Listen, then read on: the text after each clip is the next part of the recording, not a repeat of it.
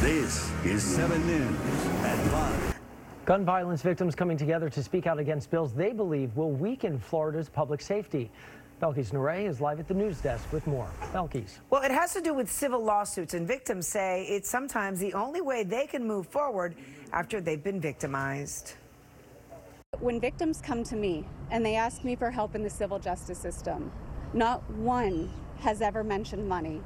Not one has ever mentioned getting a huge jury verdict. They come to me and they say, I want to make change. Crime victims advocates, along with more than a dozen South Floridians who have been victims of crime and violence, speaking out against a new set of bills aimed at tort reform. They gathered outside the office of one of the bill's sponsors, South Florida State Representative Tom Fabricio's Miami Lakes office, to make their voices heard.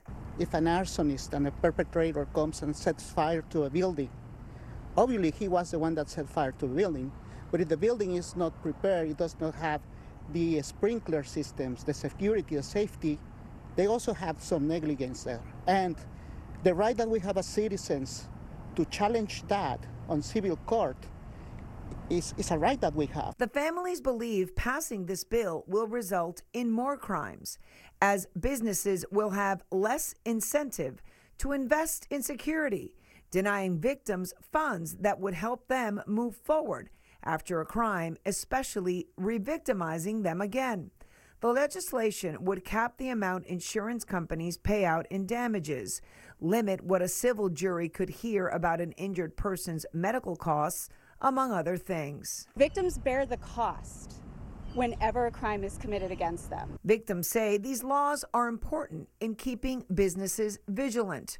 Romania Dukes says adequate security was lacking at a housing complex when she lost her son. My son, DeMichael Dukes, was shot and killed by a stray bullet in a housing project, just visiting a family member's. The cameras wasn't even working at the time when my son got killed. Edwin's brother, Brian Pata, was shot and killed at an apartment complex in 2006. This is what he says a financial settlement did for his family. What it did for us, Brian left something, because he played football in this crazy violent football game that we do play. He played it to help his family and his mom.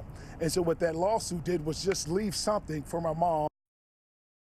Well, the regular Florida legislative session begins next week. Live at the news desk, I'm Belkis Nure, 7 News.